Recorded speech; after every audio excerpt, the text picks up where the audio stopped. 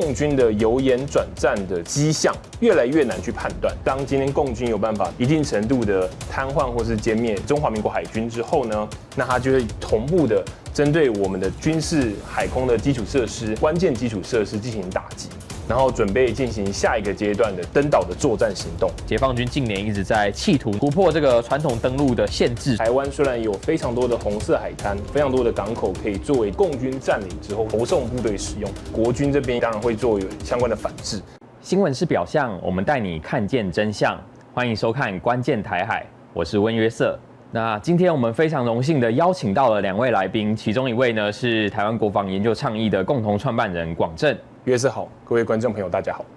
那另外一位呢是我們關鍵輿情的小編洪林。約瑟好，大家好。最近呢，在中共的大外宣電影裡面呢，這個有一部叫《澎湖海戰》的電影。那這部電影呢，它在最後片尾呢有講到這個收復台灣呢勢不可擋。福建800里加急，台海不寧，千言碎語，海逆屢屢襲擾。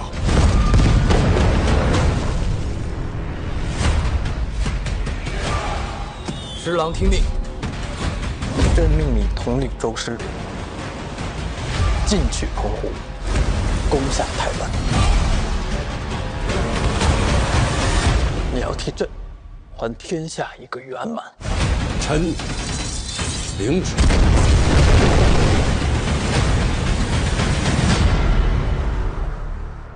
2027年中共到底會不會攻台？其實呢，這個問題的答案呢，我們呢並不知道，因為呢，其實中共目前呢對台的方針還是以和平統一呢為主軸。但是呢，他們並沒有承諾這個放棄使用武力來解決台灣問題。這邊寫到 KTT 的科普兵推，那這個兵推呢，它也是由廣正呢他一手呢所設計和製作，透過這個兵推呢來告訴大家，就是台海若是發生戰事呢，它會如何進行。如果今天解放軍攻台的話，如何判斷解放軍的第一擊？當然，就是共軍如何攻台，其實有非常多的說法。一種主要被討論的方式呢，是我們先看到下面這一個，就是海空的態勢圖，西太平洋的態勢圖。大概是在2022年8月，美國聯邦眾議院議長來台灣之後呢，就是共軍開始對台灣進行了多次的大型的環台軍事行動或是軍事演習。那我們目前兵推許多時候都是以今年4月1號、4月2號的海峽雷霆2025A 為一個基本的樣本。當今天共軍決定要武力犯台的時候，他會先宣布在台灣周邊進行這個環台的軍事演習，或是聯合的軍事演練。他會把這個海空兵力呢貼近台海，國軍的海軍呢會疏泊到這個東部外海。其實，在前幾年的演習裡面，航母戰鬥群呢帶着這個預警機呢和戰機前推到西太平洋，然後呢包含在這個巴士海峽，包含在台灣北部外海。這個多方的逼近這個台灣的水域，然後再來呢就是空中力量的一個部分。空中力量的話呢，就是在裴洛西那來台灣之後，2022年8月之後，其實呢海峽中線呢這個解放軍就不再默認，如同過往的戰備巡航一樣，它也會這個越過中線，然後呢貼近台灣的海空域，包含貼近我們的這個24海里啊，甚至是越過24海里。那這個差不多就是戰爭前期的一個狀況。當他今天把海空兵力放到這個相關他要佔據的位置的時候，這個時候美軍大概也透過這個相關的軍事科技情報還有人員情報，可以掌握說共軍準備要犯台，那就是共軍跟美軍這邊的兵力態勢全部都會部署出來。這個時候基本上共軍已經就是把台灣周邊的海空域都已經佔據，那我們的海軍還有我們的這個陸軍跟空軍單位也是進到這個備戰狀態。基本上戰事會分成主要2個階段。第一個階段呢是就是海空的交戰。那許多軍事專家會認為是說，今天共軍要真的進到第2階段陸戰，它的一個重要的條件會是共軍可以掌握台灣周邊的制空權還有制海權。那它的陸軍單位就會進到登島作戰的環節。在就是發現說共軍可能有攻台企圖的時候，後備單位開始就會出現在就是各個重要的要地，就要準備就是進行加強防守的準備。在紅色海灘的周邊，還有我們這個重要的城市區域或是交通要道，都會有這個後備旅的召集。最基礎呢，當然就是我們這個防空避難處所就會開始就是開放，然後開始進行相關的準備。然後這個醫療急救站也會開始就是準備進行開設，來應對就是接下來可能戰事發生的時候可能會出現的一些緊急狀況。基礎設施也會有所謂的這個特種防護團也會進行相關的準備，因為在我們過去的這個中共對台軍事行動或是軍事演練的過程當中，就會發現說他們似乎是有對於我們的這個重要基礎設施攻擊的這些企圖。在這個戰時的時候，可能這個商業活動或是這個相關的物資會比較缺乏，那我們的政府呢也會就是有這個相關的準備，那就是民生必需品的配售站。共軍方面呢，他同時也會做第5縱隊的滲透工作。那這個有一句話說得好，就是呢，解放軍從不打沒有內應的戰爭。第5縱隊呢，破壞了我們的重要基礎設施，比如說電台啊等等。那這些呢，也是共軍會做的準備。那攻台的準備就是滲透的工作。我們國防部部長顧立雄先生就有多次的強調說，這個共軍的由演轉戰的跡象越來越難去判斷。那因為就是共軍在台灣周邊的可能就是軍事訓練或是演習的規模還有複雜度越來越難以去判斷說這個到底是一個平時的小規模的活動，還是大型準備攻台的前兆。解放軍呢對台發動第1擊呢，首先呢他必須要做到一件很重要的事情，就是他必須要奪取制海制空權。共軍呢會透過一場軍演，一方面阻斷台灣的海上重要交通線，然後呢透過封鎖或是隔離的方式，讓台灣的包含這個民生物資啊，然后還有這個戰備物資無法進來台灣。另一方面呢，我們也要回到上面的這張圖，在遠程火力投射的一個部分，就是解放軍呢其實從裴洛西來台灣之後，他歷次的圍台演習裡面呢都有飛彈旅，然後再來是遠火旅。解放軍呢對台灣的遠程火力投射呢，它其實會是一個複合式的，就是火箭軍加上陸軍遠火旅的一個綜合的火力投射這樣子。火箭軍呢，它主要會針對重要目標，比如說呢橫山指揮所，那橫山指揮所就差不多是在台北劍南山的山底下的，或者是空軍作戰指揮部在這個公館蟾蜍山的底下，它主要會針對這些重要的設施，然後還有另外一個很重要就是針對台灣的機場。針對台灣的這個空軍基地，中華民國空軍的空軍基地呢，其實最重要的就是在佳山和志航，因為佳山和志航有這個加固的機堡，尤其是佳山，就是我們戰力保存的重要地點。那火箭軍對這些重要的軍事目標呢，做一個攻擊。那再來呢，遠程火箭炮呢，主要是負責關鍵的基礎設施。例如呢，在今年4月的時候，它就有在浙江東部沿海呢，就是有模擬攻擊我們的永安液化天然氣接收站。那當然，它在登陸階段的時候，它對灘頭也可以做一個火力的壓制。台灣是一座刺蝟島，我們的防空能力很強，會完全擋不住解放軍的火炮攻擊嗎？台灣的防空飛彈的密度呢，其實是全世界第2高的。其實總統呢，在今年的國慶演說有提出這個 T-Dome， 就是整合台灣當前的這個防空飛彈，讓它可以協同作戰，這個非常重要的一個國防政策。我們其實可以看到以色列的例子，以色列攔截伊朗飛彈的例子，其實它在最後都是選擇性的攔截。什麼叫選擇性的攔截呢？就是伊朗飛彈的這個飽和攻擊嘛，防空飛彈消耗非常快，到最後呢，它都只能夠選擇性的攔截，就是到最後都會面臨這樣子的一個狀況。我認為是必然的啦，就是選擇性的攔截，就是只攔截瞄準重要設施的飛彈。當今天共軍有辦法一定程度的癱瘓或是殲滅中華民國海軍之後呢，那它就也會同步的針對我們的這個重要的軍事海空的基礎設施，還有這個關鍵基礎設施進行打擊，然後準備進行下一個階段的登島的作戰行動。那前面這段時間，這個海空戰的時間到底會持續多久呢？相信是至少會有可能2到3天的時間進行這一段的打擊，然後來確保說共軍可以獲得足夠的這個海空優勢，甚至是直接拿下台灣周邊的制空權還有制海權。2棲登陸的那一天呢，我們先稱為 T-Day。登陸作戰其實是戰爭所有形態裡面呢最複雜的一種。我們可以看到這個地圖上面紅色虛線的這個地方呢，就是我們的紅色海灘。之前統整出來是14個，數量並不少，但是呢，它都非常的狹窄，難以讓大部隊呢展開。那兩栖登陸會採取什麼方式來進行呢？我們先來講一下，就是有傳統的兩棲登陸和這個非傳統的登陸方式。傳統的方式呢，不外乎呢兩棲攻擊艦，它可以搭載兩棲合成旅，看這個陸航部隊，它呢就可以在我們的紅色海灘，它可以進行一個登陸的一個狀態。然後我們主要防守灘岸的呢是我們的後備部隊。OK， 我們先假設後備部隊被往後推。OK， 那這個是就是登陸傳統登陸方式它會長這個樣子。另外還有非傳統的方式呢，當然就是特種駁船。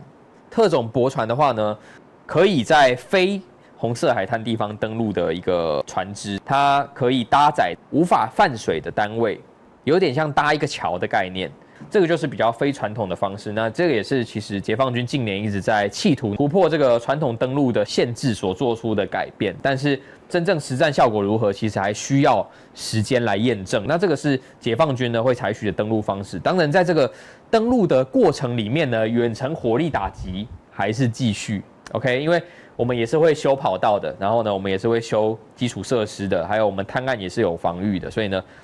遠程火箭炮和這個火箭軍飛彈旅的這個打擊，還是會在這個過程裡面，它會一直持續。當今天共軍建立灘頭堡，然後就是登陸部隊確定的陣地之後呢，他們就會嘗試奪占我們在沿海的港口跟機場，可以再開放更多的部隊登陸到台灣上面。那比方說這個，假設共軍從嘉義跟雲林的就是沿海，透過這個特種登陸駁船登陸的話，那他可能接下來就往南嘗試着去搶占這個布袋港。那在台南洗漱海灘登陸的共軍也會嘗試去奪占這個安平港，然後透過開放港口呢，然後開始就是投送大規模的部隊。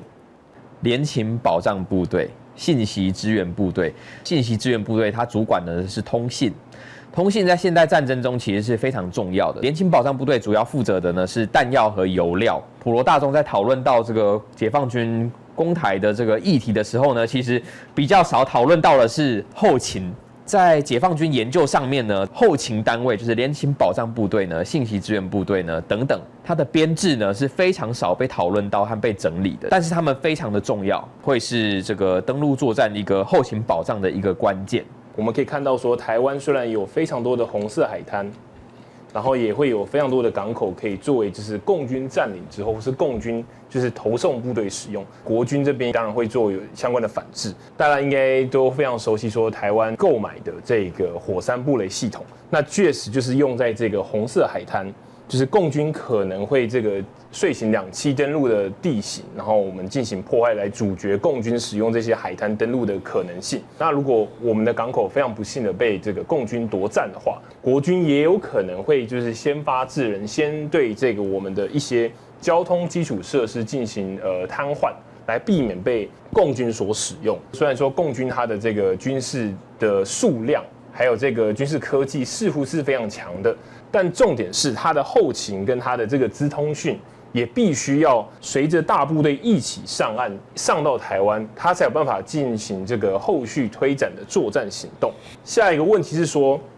這個共軍到底它這個聯合作戰能力到底行不行？共軍基本上在2020年的時候呢，重新的更新它的這個訓練的規劃，它基本上會分成3個階段：基礎訓練，然後合成訓練到聯合訓練，這個3個階段都做完整之後呢，它才有可能就是遂行這個完整的對台聯合作戰。大家一直在討論這個2027年，那我們知道說共軍確實是在往這個方向做準備，然後他們也從基礎訓練，然後進階到合成訓練，然後現在正在往聯合訓練的這個方向前進。因為我們大部分的民眾會認為說台灣是一個易守難攻的島嶼。解放軍想要進行一個登陸作戰是相對比較困難的，國軍可能會採取什麼樣的反制手段？近年的國防建設呢，其實有主要的2個成果。第一個就是廣正剛剛所講到的火山布雷系統。我們剛剛有講到，台灣的紅色海灘其實非常的多，但是呢都非常的狹窄，難以讓大部隊展開。那火山布雷系統就可以在這個時候發揮重要的作用，就是把原本已經非常狹窄的海灘變得更為狹窄，讓原本呢這個部隊可以通行的空間呢變得不可通行。那這個就是火山布雷系統的價值。另外一個呢就是海鋒中隊，早期都是以固定陣地為主，機動中隊原本只有一個，近年呢準備要擴編，大量擴編到10幾個。那機動中隊就是它不是固定陣地的，就是呢透過機動的方式提高我們反艦飛彈的生存性，進而呢讓解放軍的無人機啊、空軍也好，就難以發現它，我們就有更多的時間和空間呢，可以爭取解放軍登陸船團的這個反擊。那這個就是海鋒中隊還有火山布雷存在的意義，那這個也是重要的國防建設成果。源頭打擊的這個部分呢，就是我們的海馬斯，還有我們的這個雲峰飛彈，還有雄21，它可以源頭打擊。技術方面呢，其實對國軍而言呢是可行的，但是到底會不會使用源頭打擊呢？我覺得這個就是我們沒辦法回答的這個問題，因為這個是屬於政治問題的。國軍的想定大部分的前提是建立在拖延時間，是這樣嗎？今年的這個國防相關的準備開始強調一個東西，就是這個縱深防禦。它的邏輯就是說，像剛才說的，有可能是以拖待變，或是進行多層次的拖延。那它的目的是要在這個共軍推進的情況下，增加他們推進的這個時間跟困難性，然後開始消耗他們的兵力，也希望說在這個過程當中可以讓他們軍事的這個動能減少，然後到最後困在他們可能上岸的這個灘頭，或者是沒辦法擴展太多的這個佔領區。那也就是說，希望借由這個可能的情況，包含就是嚇阻共軍實際犯台的這個決定，或甚至到他這個實際攻台的時候，這個成本過高，然後被迫就是提前終止對台行動，或甚至就是主動的跟台灣進行談判。那我舉一個例子，就是說今年的漢光演習有出現一個算是特別的狀況。今年的這個後備206旅啊，就是有進行了這個全力動員。原本206旅它基本上它部署的位置是會比較接近這個紅色海灘的位置，就是灘岸守備旅。但是我們發現說，今年這個漢光演習，它開始就是往這個桃園市區，尤其是甚至是到這個桃園車站、火車站周邊進行集結。也就是說，跟原本的這個就是守灘岸的邏輯，變成是這個可能要進行城鎮作戰，這個縱深防禦的準備。那我想特別講一下外島的一個部分。外島呢，到底在台海戰爭的時候，它到底還重不重要？就是金馬啦，外島就是指金馬，澎湖並不算。我個人呢會比較認為，金馬呢已經不是台灣的這個防衛上面的戰略要域了啦。戰爭的時候也很難把兵力投送到金馬。當然，金馬上面也是會有很多非常有價值的裝備和部隊，比如說金門的雷達站，它可以幫我們提供一個資訊傳遞，還有早期預警。再來呢，還有這個馬祖其實最有價值的是東引。那這個東引上面呢有這個海鋒，然後也會有這個防空飛彈。所以呢，外島雖然已經不是我們的戰略要域，但是它在這個幫我們爭取時間上面，還有幫我們提供早期預警上面，其實它還是有一定就是牽制的一個作用。所以呢，我個人會比較認為外島的話呢，共軍會採取一個比較，如果它要攻擊的話，拔除這個重要設施的一個方式，但是呢，它並不會登陸外島，我不認為它會再花費兵力登陸外島。比較有意思的呢是，它在去年的一個央視的紀錄片呢，它那個時候是弄出一個無人機的這個光電鏡頭，瞄準了一個目標，然後做模擬攻擊的一個動作。它瞄準的那個地方呢是馬祖的青帆港。就是他其實有拿過我們的金馬來做這個無人機攻擊的這個演訓，所以呢，或許他會採取比較就是使用無人機的方式呢，他的這個火箭軍還有這個遠火部隊呢，就會比較還是針對本島和澎湖。以現代戰爭來講的話，我們澎湖重要性為何？澎湖和金馬呢，戰略上面的重要性是完全不一樣的。我覺得澎湖的重要性呢，就在於呢，陸航部隊直升機呢，如果呢要直接從這個中國沿海呢，直接飛抵台灣的話呢，目前距離台灣台澎本土最近的解放軍的陸航的場站是在漳州。它即便是從這個最近的陸航場站呢飛來本島，這個油耗也非常的驚人，它可能只能單程票，因為它還中途可能還要機動啊，規避這個地面的攻擊啊等等。所以其實澎湖的地位在這個時候就顯得非常重要。解放軍如果佔領澎湖啊，它可以當做陸航部隊的前進基地來使用。那這樣的話，解放軍要72小時奪島是一種幻覺嗎？其實坦白講啊，兩岸軍隊已經有70多年沒有打過仗了。那真的台海發生戰爭呢，到底會發生什麼事？其實我真的覺得非常難講。尤其是台海是一個開放性的一個戰場，它是以海空為主。海空戰場呢，其實它的變數呢，它的變因是比烏克蘭還要多非常非常多的。所以到底會發生什麼事呢？很難說啦，我只能說很難講。但是我個人認為72小時還是太快了。雖然說它使用特種駁船，企圖突破傳統地形的限制，但是呢，傳統登陸還是非常重要，我必須要這樣講。傳統登陸就牽涉到一個問題，就是潮汐的問題、天然環境的問題，包含它可能必須要計算最佳登陸日時啊，等等等等。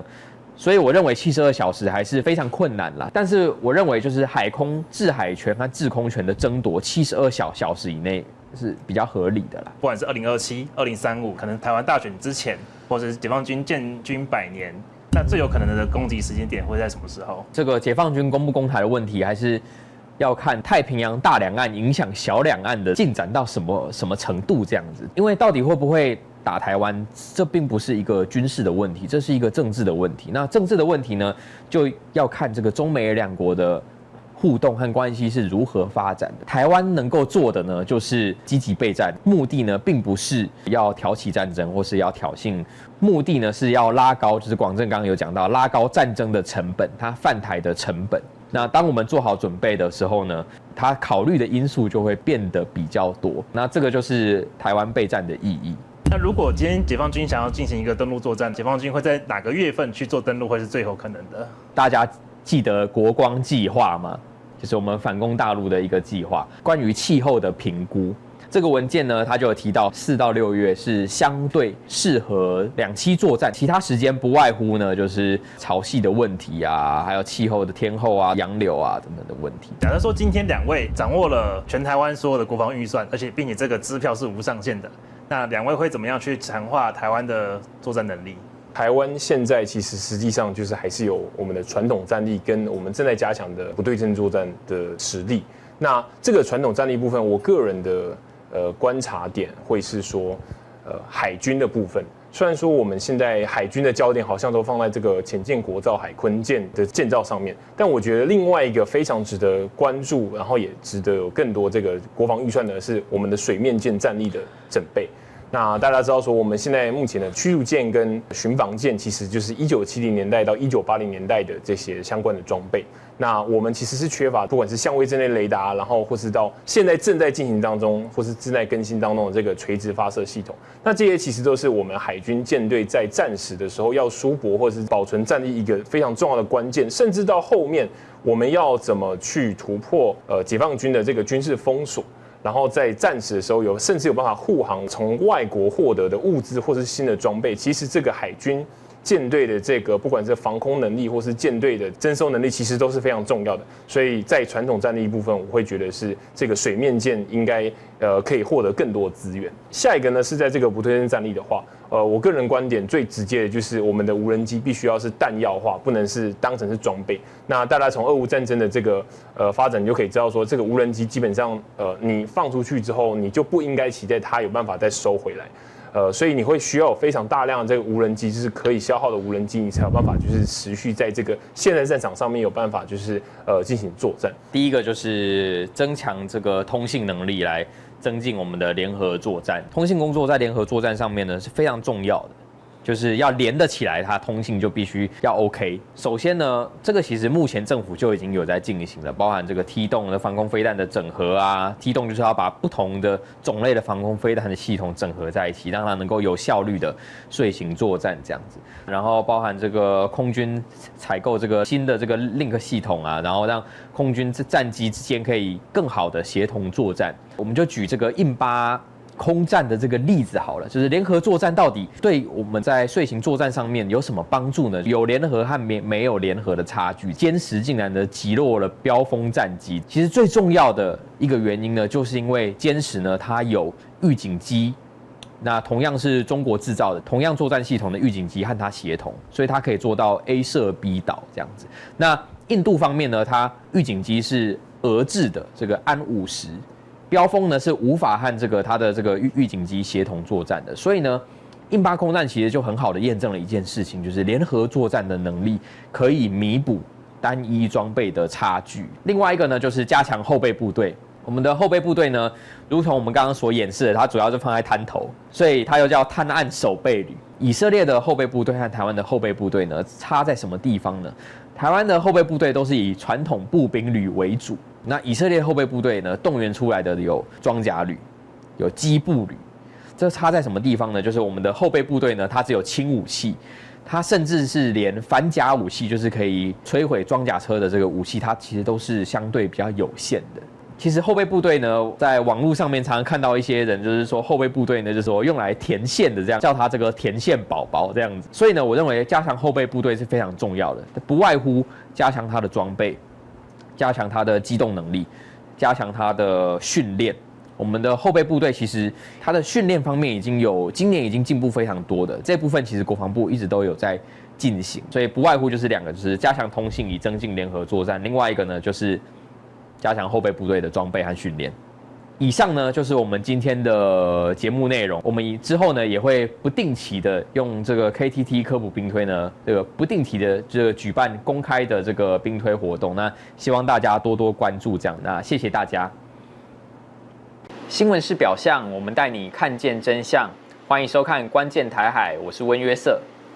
今天看一下這個新聞吧。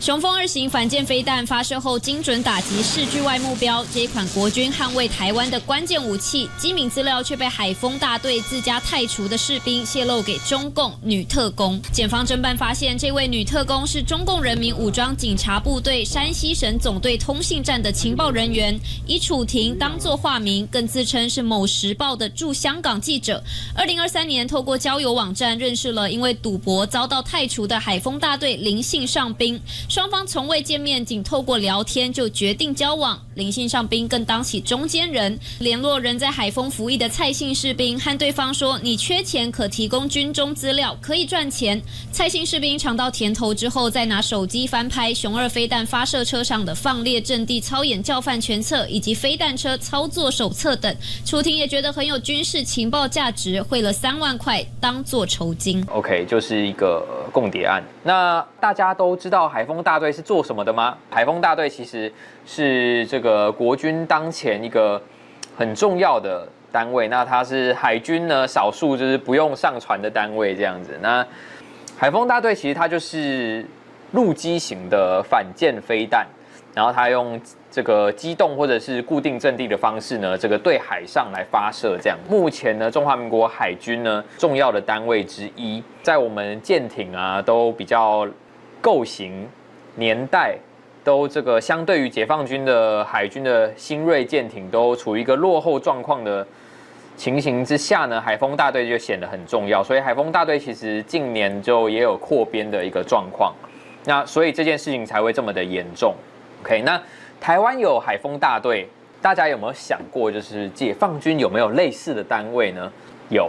那今天我們就要介紹這個解放軍的海鋒大隊這樣子。那台灣是叫海鋒大隊啦，就是陸基的反艦飛彈。那解放軍它會有一個名詞叫做岸島部隊。我們今天想要讓大家認識一下，就是岸島部隊，它其實在中國的東南沿海有許多的固定陣地，還有發射陣位。我們今天就要來看到一篇央視的報道，然後來帶大家來看一下它的發射陣位會長什麼情況。那這一篇就是報道岸島部隊，大家可以看到它的內衣是穿着這個衛生衣是穿着海軍藍的，它是海軍這樣子。OK， 這就是反艦飛彈，後面有掛一層偽裝網，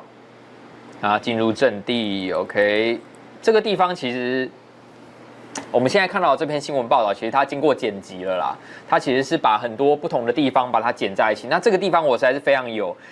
常有印象。這個地方我實在看過太多次。這個地方就在這裡。首先大家可以注意一下，我們上次有講到火炮的嘛，就是軍事符號嘛。岸島部隊同樣也有，它就長這個樣子。這邊寫一個 ASM， 然後一個飛彈的符號。剛剛我們影片看到的這個地方呢，它就在這裡拍的。這個地方實在是一個很老的一個發射陣地的，它在10年前就出現過了。它的照片比較清楚的，就是現場比較清楚的照片是長這個樣子。對，就在這個地方。所以我們可以發現它的發射陣地其實都在海岸邊，然後具有一些特徵，包含呢它會有這種一格一格的發射陣位，並且基本上都是以4個為單位。為什麼是以4個呢為單位呢？因為發射的這個最小單位會以4輛發射車為單位，那它都要拉這個線。大家知道這個線是幹嘛的嗎？就是這個線就是有線通信，就是我們知道軍隊的通信有分2個，一個是有線電，一個是無線電。這個就屬於有線電，就是有線通信。那解放軍還有一個專有的名詞，就是這種有線的通信，他們又叫通信接力。這個地方我們可以來看一下，大家看到這個是圓弧狀的，並且至少3個。其實央視在近期呢，它很多影片都是故意這種，就是攝影機視角是非常低的這樣子，不要拍到太多參照物。但是我們還是知道這個地方在哪裡，等一下給大家看一下。對，這個地方其實就在我們回到剛剛的後面有建築物的這個地方，其實就在，它離台灣比較近，在這裡。我們來對照一下，給大家看一下。我們還是要證明一下，它就在這邊。首先，這個房子中間比較高，並且呢，這個長方形，大家注意到這邊，它並沒有一直延伸到這邊，所以它是一個長條形的建築物，中間凸起來一個長方形，就是這一棟。大家可以看到這邊就是4輛發射車蓋着偽裝網停在這邊，它在一個工廠的旁邊，這邊是工業區。它在一個工業區的旁邊，解放軍近年其實很喜歡用工業區，不知道為什麼。OK， 那它也是以4輛發射車為一個發射單位，這跟國軍其實有一點異曲同工之妙，因為國軍的火炮也是以4門炮為單位，但是解放軍的火炮又是以3的倍數為單位，就是要麼就是3門，要麼就6門，要麼就9門。但是解放軍的發射車跟國軍一樣，都是以4台為單位，這蠻特別的。有研究編制的朋友可以在留言區說明一下是為什麼。各位有没有注意到這個它後面這個工廠？1、2、3、4，它是一個三角形的棚頂，並且棚頂上面有一個建築物，都有一個這個凸起來的，並且呢，它是從車子的後面跑到車子的前面，那車子是對着海的，這個海在這個方向，所以呢，它這個拍攝的視角呢是這樣子，它是從這一邊 maybe 從這裡往這裡拍的。上面那個三角狀的屋頂呢，上面凸起來的，就是就是在每一個這種三角形的棚頂上面都有一個凸起來的，並且只有4個。那這個和影片裡面就是只有4個呢，這個是符合的。這個就是帶大家就是認識一下解放軍岸島部隊的陣地。在沿海的陣地有非常多，那基本上都會長這個樣子。它都是會在一些可能旁邊就是民宅啊、工廠啊之類的。跟我們剛剛看到的，雖然它是正方體，就是剛剛我們看到的上一個陣地呢，基本上都是4個一組，只是說一個是圓弧狀，一個是矩形的這樣子。但是這個就是它陣地的特徵。大家如果呢在中國東南沿海看到這種東西呢，基本上有可能就是它的岸島部隊的發射陣地。我們再給大家看幾個好了。之前在這個對台演習期間，我記得也有用。這個就離台灣很遠很遠了。這個在江蘇南通的東北邊，在這個甜水港這邊，這個比較特別。1、2、3、4、5，這是5個。這邊有個風力發電哦，這邊有個風力發電，那它的陣地就在這旁邊。他曾經在對台演習呢有使用過，這位是我的朋友 ，OK， 他把它定位出來，他在央視的新聞裡面就是長這個樣子，就是他的岸島部隊呢發射車呢進駐這個陣地。基本上呢這一條道路就是這一條，這個風力發電機，這個風機就在這裡，旁邊還有一個河在這裡。所以呢，我們就可以再次證明了，就是解放軍岸島部隊的陣地特徵這樣子，就是它可能發射的時候，就是真正作戰的時候，發射並不會在這種地方，但是它訓練的時候會使用這些陣地做訓練。那我們介紹一下好了，就是台海當面東部戰區嘛。那東部戰區呢，這種岸島部隊呢的規模有3個團，那一個團在寧波，一個團在福州，一個團在汕頭。那它依照順序就是呢，岸島1團、岸島2團、岸島3團。就是它在台海當面有3個團，它主要的作用呢，其實是我個人認為是台灣海峽，就台海當面，就是中國近海乃至台灣海峽的制海工作，就是幫海軍分攤。因為台灣海峽呢，其實非常的窄，以這個現代海上作戰來說，其實非常的窄。那如果台海一旦發生戰爭的話呢，台灣海峽幾乎會是清空的狀態。當然還是會有一些中小型的船艦，就是軍用艦艇有活動。那這個時候呢，在台海當面呢，就是在近海的這個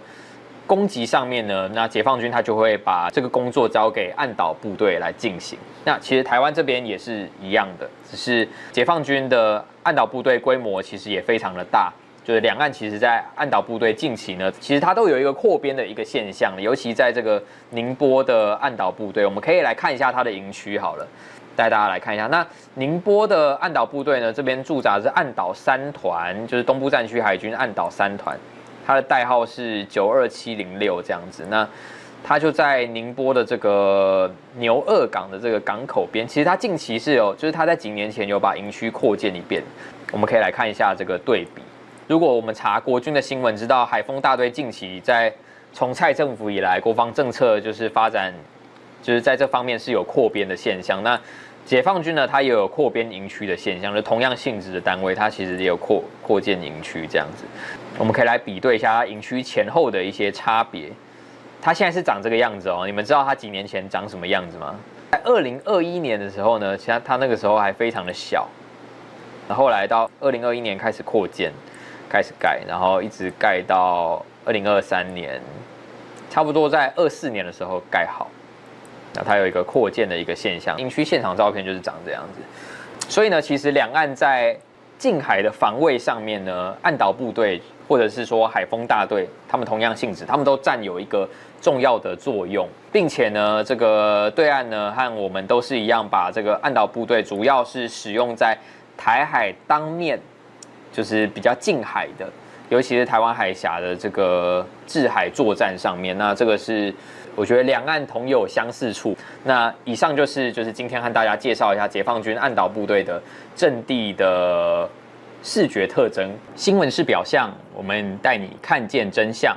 歡迎收看《關鍵台海》，我是溫約瑟。今天主要要談一篇困擾我1年之久的一篇報道。這篇報道呢是在10月14號的時候央視發布的。它主要呢就是提到這個73集團軍的炮兵旅呢，它到了贛東某訓場。那我們知道中國每個省份都有自己的簡稱嘛，那江西的簡稱就是贛。為什麼我們要特別提到這個報道呢？就是央視每天報道這麼多，我們要特別提到這個呢？因為呢，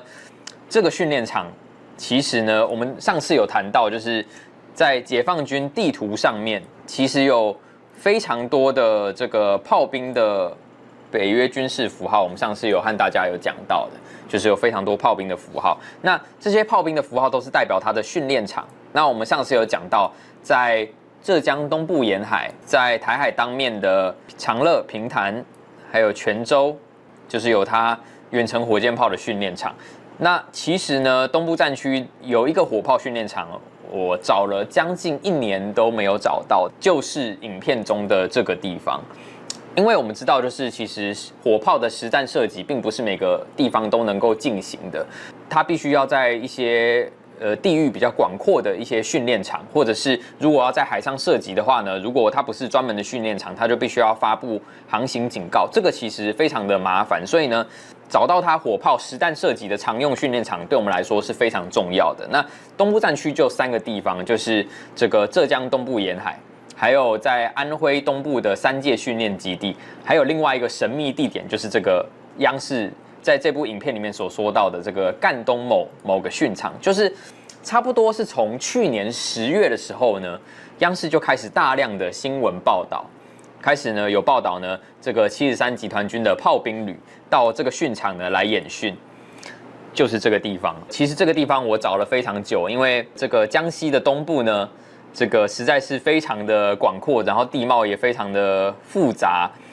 所以花了一段時間。但是終於找到了，並且非常令人興奮的就是呢，也算是近期比較有價值的研究成果，就是我們整理出它的交通路線。以往呢，我個人比較多都是整理出它的駐地還有演訓場，但是這次是有交通路線的。我們先來看這個影片的幾個地點呢，我們把它地理定位一下。第一個 ，OK， 這邊有出發的地點，然後出發之後裝載鐵路裝載的地點。好，那這兩個地方的地理定位呢，就是在這個就是73集團軍炮兵旅的營區。那這個地理定位是沒有什麼問題的，因為我們看到這個房子總共1、2、3、4、5，這邊有5個這種類似像小閣樓嗎？這種裝置1、2、3、4、5，這邊也是。那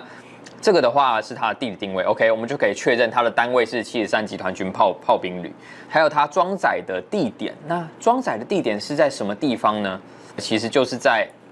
，OK， 我們先講一下，就是73集团軍炮兵旅的剛剛的駐紮地點呢是在這邊，它的拍攝位置是在這裡。那它鐵路裝載的地方是在哪裡呢？就是在這裡，就是這個地方。我們就可以整理出它的交通路線呢，從這裡開到這邊呢，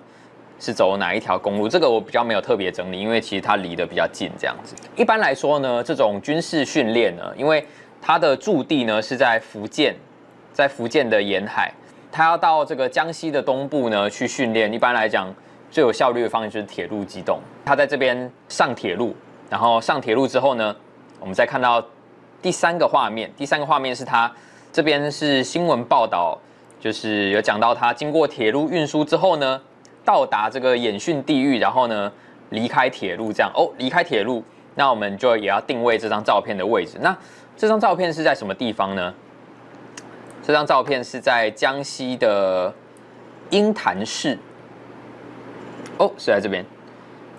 這一個長條狀的，就是這一個。我們就可以判斷什麼呢？大家可以看到這邊是有鐵路的，並且鐵路在這邊是有進來，這邊有月台。那所以呢，它經過鐵路運輸之後呢，它在這邊下鐵路，然後從這邊出來，開始轉為道路機動。然後它的訓練場是在什麼地方呢？它的訓練場是在隔得有點遠，這一邊就是剛剛這個有一塊一塊的。大家知道這個解放軍訓練場只要出現這一塊一塊，這是什麼意思嗎？這個是讓他搭帳篷的地方。大家有沒有露營過？就是露營，我們知道每個帳篷底下都有一個平整的水泥地，讓你搭帳篷嘛。這個就是在解放軍的新聞通稿裡面，這個地方叫宿營地。這個一塊一塊就是它的宿營地，這樣子。那隔了有多遠呢？就是它鐵路離開鐵路之後呢，開車的距離有多遠呢？大概有70幾公里。它從月湖區呢，開車到這個地方，那我們知道它出發的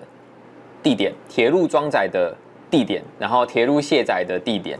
演訓的地點，我們就可以把它整理成這一張圖，就是剛剛我們看到的這一張。它在鷹潭南站呢卸貨，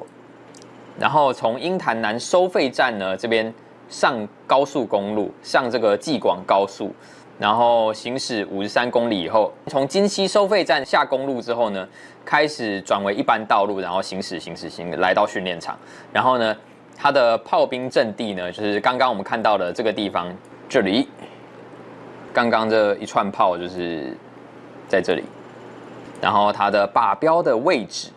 就是我們確認一下它山的形狀，這樣子一模一樣，跟它山的形狀是一模一樣的。那靶標就是設立在這個地方。它射擊的地方和它靶標設置的地方呢，直線的距離是17.8公里，約17.8。這個其實就非常的有價值。這個代表什麼呢？其實呢，我們知道這個呢，我們就可以明白呢，就是它的交通路線。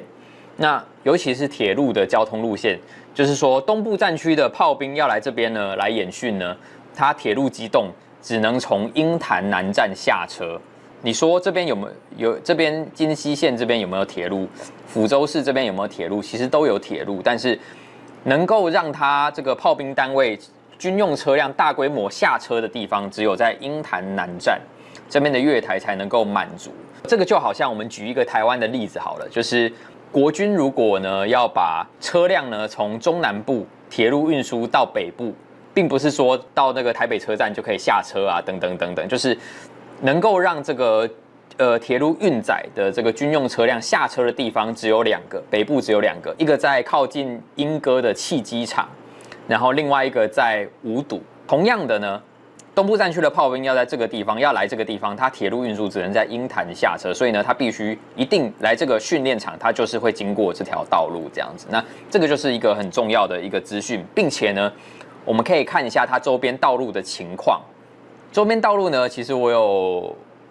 仔細看過，就是呢，它的道路其實都比較狹窄哦，比較狭窄，尤其是都會經過一些村莊，就是轉彎幅度有時候都會比較大。其實這個訓練場在央視的新聞報道裡面有出現過3次的新聞報道都是這種比較窄的輪式火炮，並且轉彎幅度比較小、機動性比較高的火炮。這代表什麼呢？再加上它旁邊的道路本身就比較窄，這代表呢，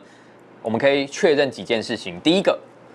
鐵路運載呢來這個訓練場只能在鷹潭南站下車。再來呢，這個他來這邊訓練的單位呢，炮兵單位只能夠是輪式火炮，因為它旁邊這個道路是有一些限制的這樣子。那至於這個東西對台灣，就是我們知道這件事情對台灣有什麼影響呢？其實，我們剛剛已經有提到，就是解放軍的炮兵單位東部戰區，主要是對台方向的這個炮兵單位呢，它要演訓。目前觀察出來，它只會在3個地方打實彈，就是浙江東部沿海嘛，再來是安徽的東部，就是有個3界訓練基地這樣子，然後再來就是我們看到的這個江西東部這個地方。那這3個地方裡面，這個是最後一塊拼圖，就是還沒找到，那終於找到。那這個對台灣有什麼影響呢？就是我們知道地點以後呢，其實我們就可以，比如說我們有一些衛星的圖資啊等等，我們就可以對它做一些演訓的觀察，或者是呢，我們可以看就是這個訓練場能夠有效射擊的最大距離，目前觀察出來就是17.8，差不多約20公里。這個射程呢，我們就可以來判斷，就是它其實，比如說像遠程火箭炮就不適合在這個場地訓練，它就會去其他地方訓練。就是我們就可以更熟悉他們訓練是怎麼做的。那熟悉訓練是怎麼做的以後呢？我們就可以，就是他对台灣會使用什麼樣的一個戰術戰法，做出一個更好的判斷。我覺得今天還可以再介紹一個特別的地點，這個地方主要是在浙江省溫州市瑞安。那它離台灣有多遠呢？它離台灣有一段距離，但是這個地方非常的重要。它其實有一個正式的番號，就是解放軍每個單位都有番號和代號。那它正式的番號就是無錫聯勤保障中心綜合倉庫，它的數字代號是32509部隊。綜合倉庫為什麼重要呢？就是我們知道解放軍有聯勤保障部隊，那每個戰區都有一個這個聯勤保障中心，像是中部戰區的就是鄭州聯勤保障中心，東部戰區就是無錫聯勤保障中心，那南部戰區就是桂林聯勤保障中心。OK， 那每一個聯勤保障中心呢，都有一個綜合倉庫。那東部戰區的聯勤保障中心的綜合倉庫就在這裡，基本上都只有一個綜合倉庫啦。目前觀察下來，那它這邊也是有鐵路的，有鐵路運輸。這個地方我們可以看到，它有一些月台，可以滿足它的一些後勤裝備。大家可以看到這個倉庫，然後有通道可以出來，然後呢，把東西運到鐵路上面，然後再就是進行一個鐵路運輸的動作。OK， 然後這邊裡面有一些倉庫，這邊還有洞庫嘞。大家看到這個洞庫蓋着迷彩，蓋着一層迷彩，然後通道是往裡面，往山體裡面的這樣子。這個很明顯呢，就是也是遮蓋了它洞庫的入口，這邊都是有入口的這樣。這個看起來是偽裝網吧 ？OK， 這邊有路可以上去。那這個地方呢，其實它在以往的新聞報道非常少，只有一篇，2022年9月30號的時候，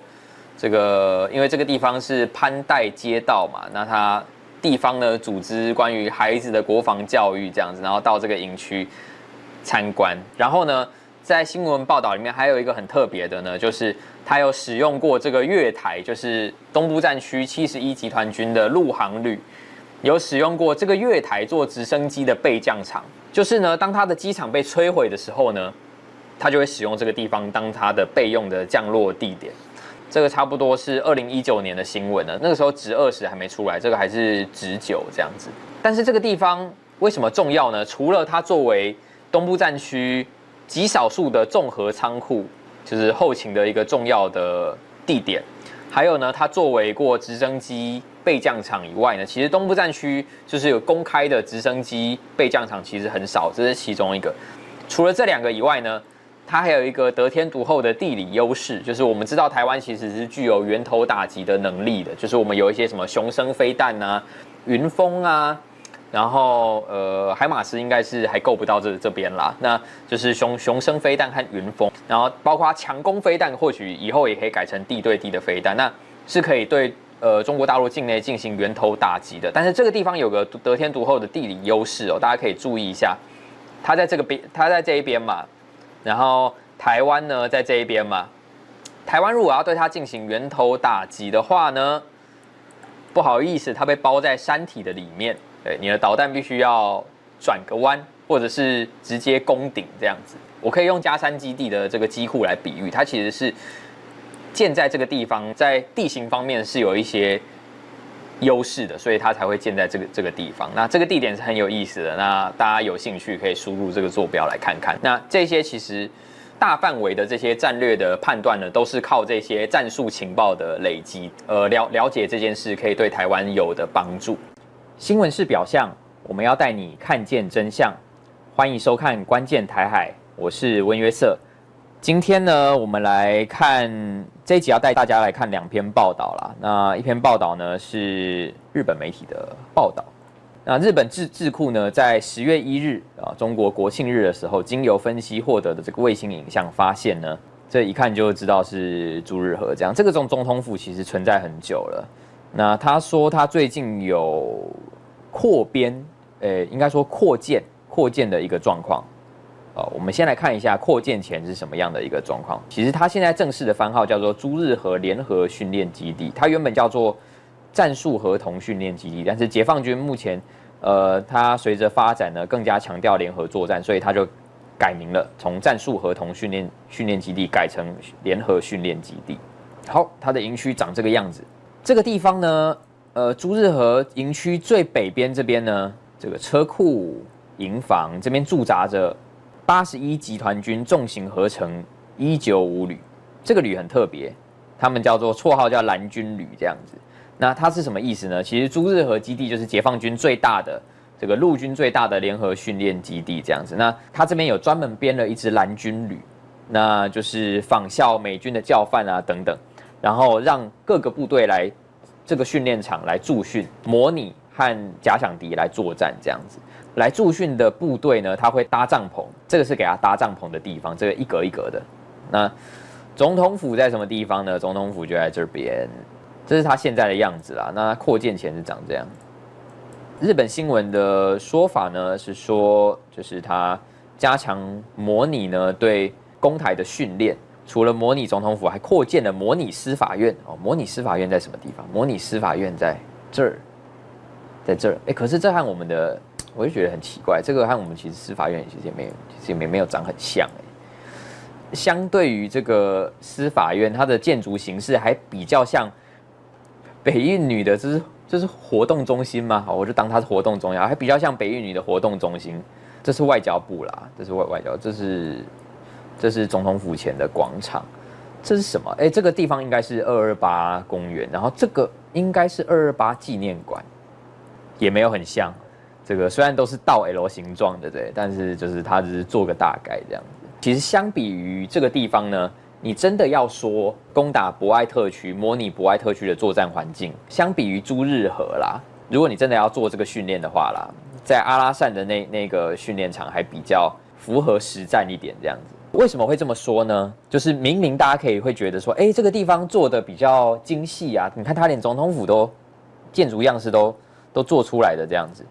但是你如果去看道路的比例，比如說我們來對一下這一張好了，來總統府。總統府前面凱道其實它是有一個彎曲的角度，但是這邊沒有把它做出來，而且這個建築是什麼東西啊？它模擬了什麼？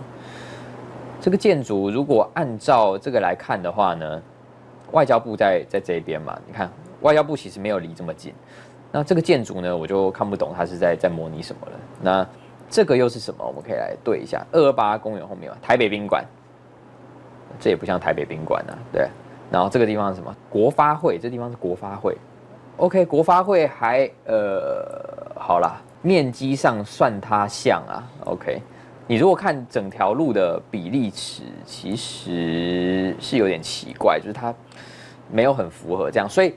我對於這個地方的理解呢，是解放軍它在朱日和，因為朱日和都是以大草原為主的環境，那它比較沒有城鎮作戰的這個訓練場，所以呢，它就在這邊蓋了一個